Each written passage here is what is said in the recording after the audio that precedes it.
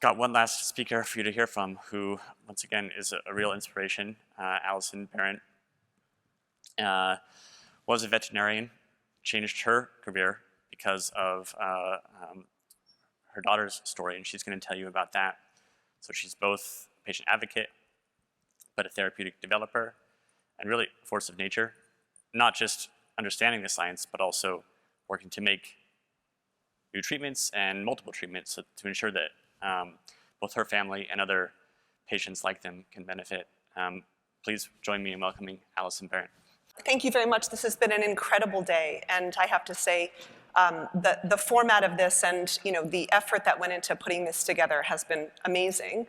Ultimately, I have to say, though, the best thing of the conference has been the fact that you've never taken the coffee away, which is incredibly important to people like me, because I'm about to do a whirlwind in 20 minutes about our story, and I'm going to speak really fast because I'm from New York and I'm allowed to.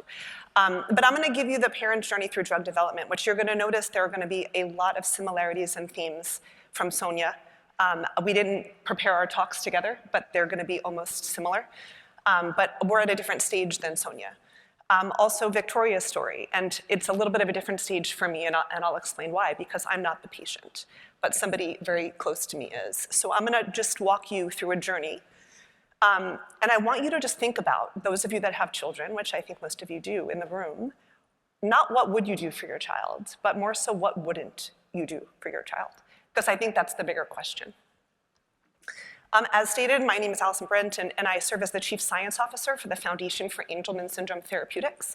I also serve as the co-director of the Angelman Syndrome Biomarker and Outcome Measure Consortium, which is a pre-competitive consortium working with the regulatory agencies, particularly the FDA and the EMA, in order to truly be able to advance endpoints and biomarkers that are particularly meaningful and measurable to patients living with Angelman syndrome. I'm also the Chief Development Officer of an Accelerator, a biotech company called AS2 Bio that was launched out of the foundation. And I'm a strategic advisor to many neurodevelopmental disorder companies, one of which is called Modification Therapeutics. And as stated, I'm actually a veterinary internist. I'm an interventional radiologist and an internist, and I've been working in medical device development, running clinical trials on animals with naturally occurring disease for my entire career. Until the final hat, which was when I became a mom. And my second daughter, Quincy, is right here, and she was diagnosed with Angelman syndrome. And so I'm going to take you through a journey, and that journey has a lot of hats that I wear, very similar to Sonia. I wear the patient hat as a proxy for my daughter. I wear the clinician hat. I wear a community hat. I now wear an industry hat. And what I find the most important is the journey in which all of those things come together, which is truly the holistic journey. And I'd like to just show a really brief video about a day in our life, because I don't think you actually understand disease until you witness it. I could tell you all about Angelman syndrome, and don't worry, I will. But until you see this beautiful child and understand what she goes through and her family goes through every day, I don't think you truly understand the impact that disorders and diseases have on people. So let me just walk you through this briefly. When you meet her, the first thing you will notice is her smile and her laugh. You'll also notice that she can't talk with her mouth. She talks with an iPad. I like them. Quincy has so many strengths and so many challenges. If I ask her to say hi, she opens her mouth and says, huh. She has Angelman syndrome. It is a deletion of one of her genes. I had a normal pregnancy with Quincy, but we started noticing things about her that were a little bit different. She wasn't engaging like a typical child. We were worried something is seriously wrong with her. So we asked if we can see a neurologist. The first words out of his mouth were, Miss Berent, I have catastrophic news for you. What she has been diagnosed with is Angelman syndrome. What stuck with me the most was not walking, not talking, and having severe seizures. Under treatments, it said no treatments available. My head just started spinning. All of the things you dream about for your beautiful newborn little girl, just taken away in a minute. And it was at that moment that I knew that I needed to educate myself and I needed to learn how to fix this, because mommy and daddy fix everything. Bad news either paralyzes you or it motivates you. And for me, it completely motivated me. By trying to create a therapeutic for Angelman syndrome. The gene that Quincy is missing is actually present in all of us, including her, but it's silent. And all we would need to do is unsilence that copy of that gene. And that would be a mechanism in which we can actually cure this disorder. 2 weeks after she was diagnosed, a paper came out, and it was in adult mice with Angelman syndrome. And they gave these mice a drug, and it reversed many of the symptoms that the mice had. And I realized that if they can do it in mice, why can't they do it in humans? How can we get this to my daughter? In order to get this from mice to humans, it requires a tremendous amount of work. I honestly felt in my heart, there's a treatment for this. But I didn't realize that we would have to discover it. Now, after all of this, the trial is open for enrollment, and I may be able to enroll my daughter in this study. This is a miracle that I can't believe I'm a part of. My hope is that this is transformative. I want to see her life improve, but I'm mostly thinking about who she is and who she might be. I just want her to say hi. That's what I want.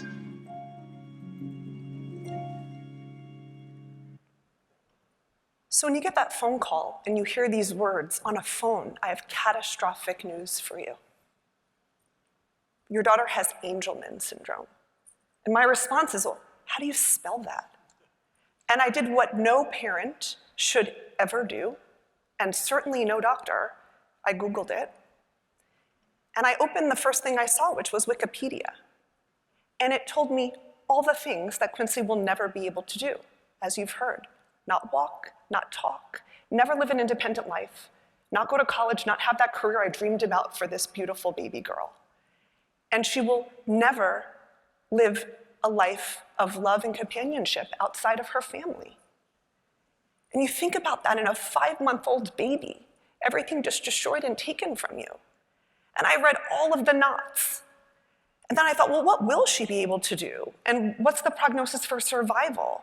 And how do I give this child the best possible life and advocate for everything she's capable of?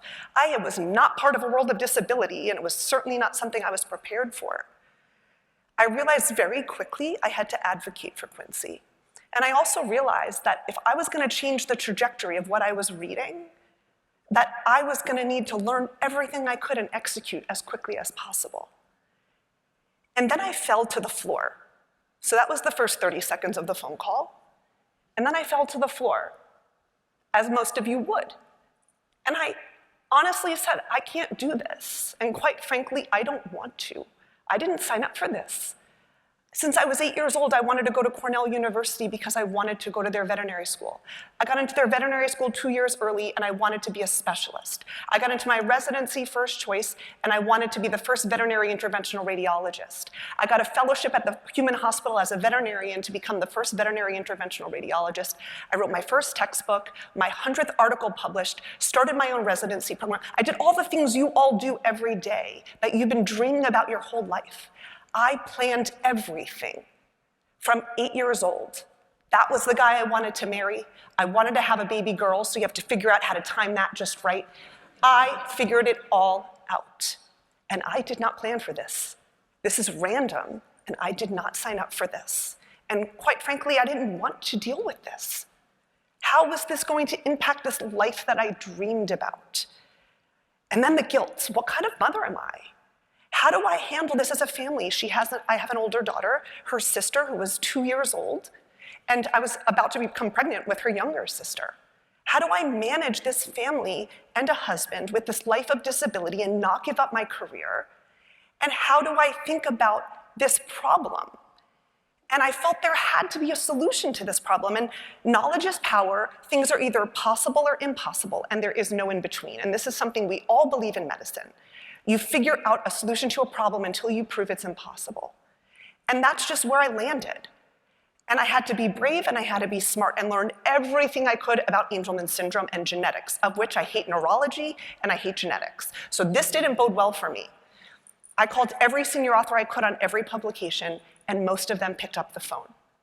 I figured out everything that could be done for Angelman, all the different ways to address it. And what was so incredibly clear, and Sonia, I did not take this from you because I submitted my slides last week, was that it was a great decade to be a mouse with Angelman syndrome.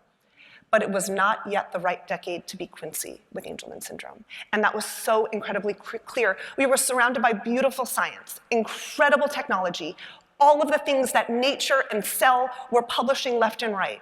But where was this impacting people?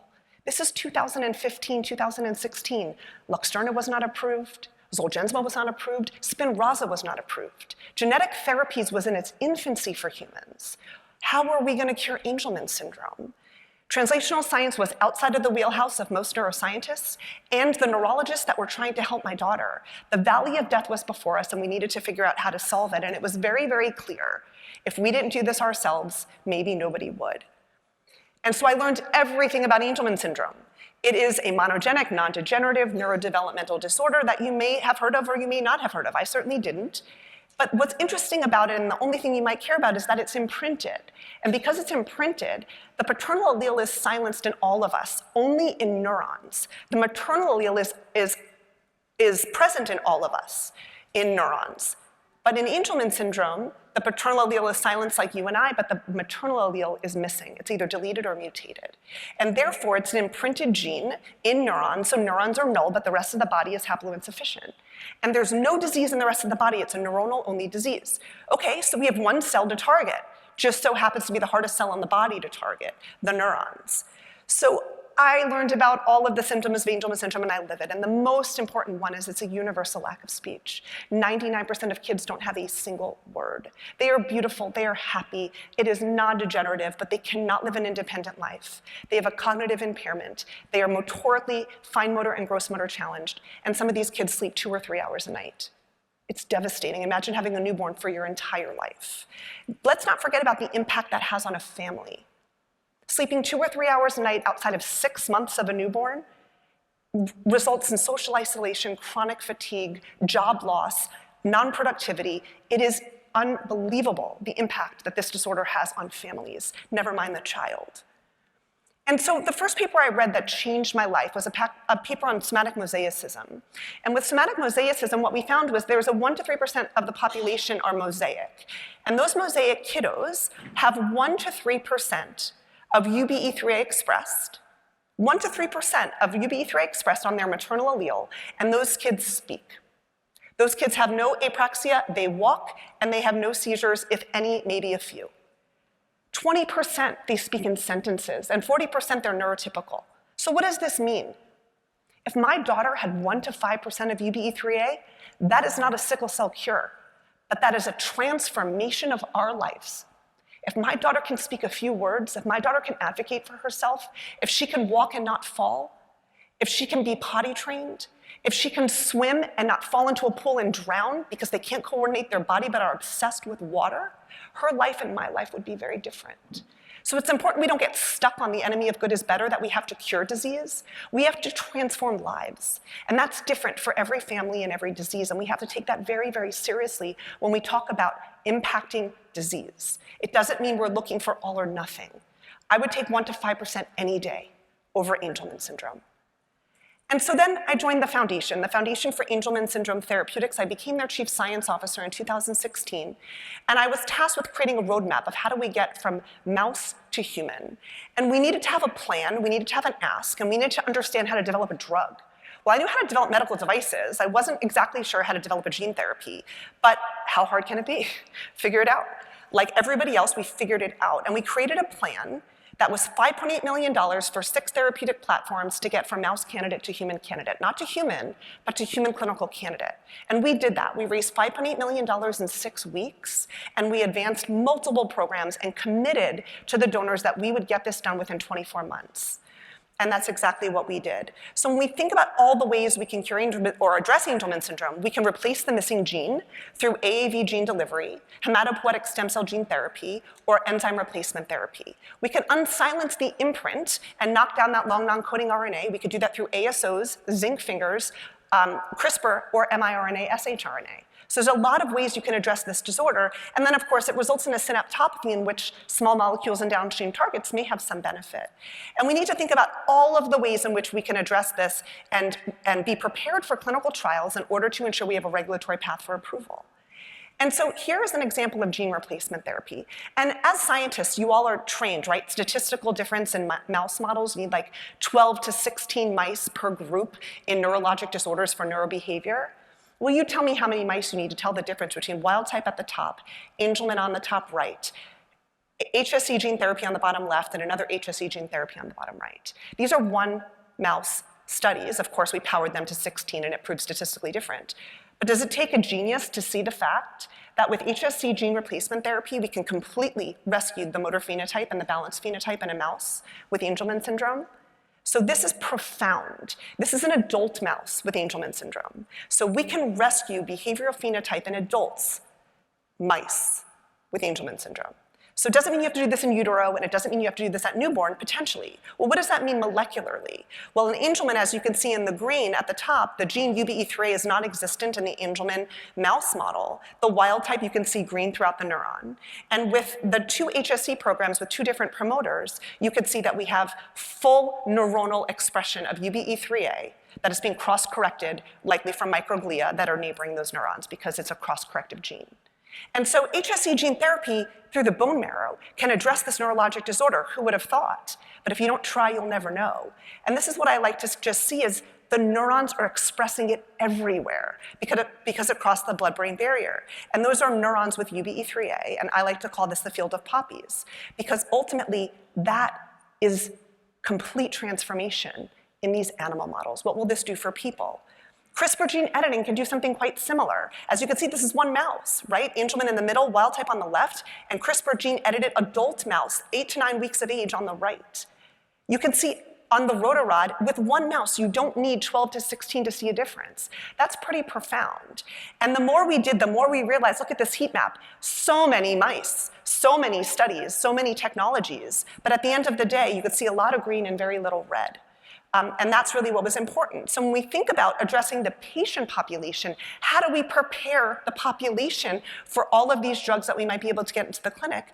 We had a patient-focused drug development meeting where we tried to understand meaningfulness, understand risk tolerance, and understanding what symptoms of Angelman would encourage people to do a gene therapy. What is their risk? What is their benefit ratio? And as we thought about that, we interviewed 342 patient advocates, parents, and what we found was 75% of them, for one improvement in one symptom, would do a gene therapy.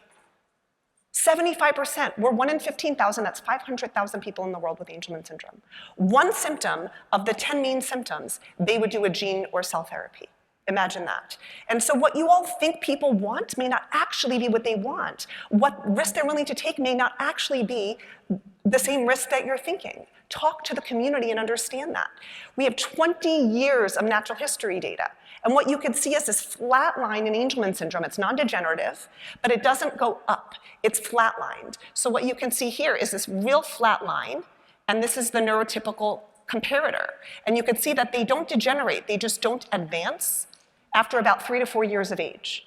And so there's a trajectory that you can beat over time. And that's exactly what we tried to do. We created this consortium, like I said. We have 300 members. We've spent over $5 million on developing a master protocol that everybody in the Angelman space can use so we can understand endpoints, biomarkers, and the importance of minimal, meaningful change. And remember I told you we had to get to a human clinical candidate within 2 years? Well, within the first 6 months, everything changed. We got to a human clinical candidate for an antisense oligonucleotide.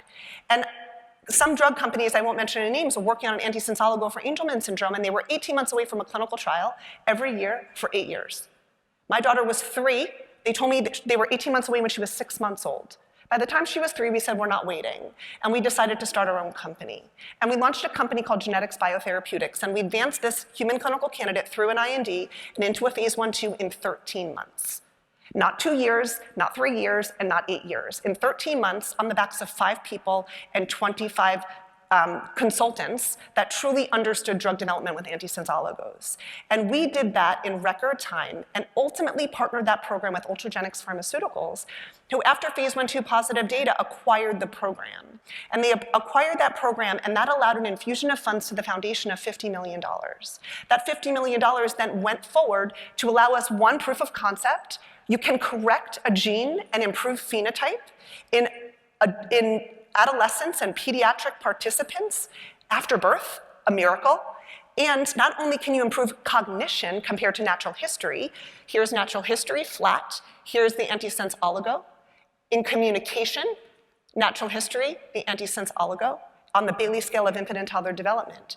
But then Ionis decided that they were gonna do the same thing because 8 years was a little too long to wait, so maybe they should get moving because competition breeds competition. And so what you could see here is they found the same thing, natural history, drug, natural history, drug. And so everybody's saying how amazing this is. But look at the mouse data with the antisense oligo. Look at it with the HSC, AAV, and CRISPR. Gene and cell therapy look a heck of a lot better than an antisense oligo. So we're gonna stop here or we're gonna keep going.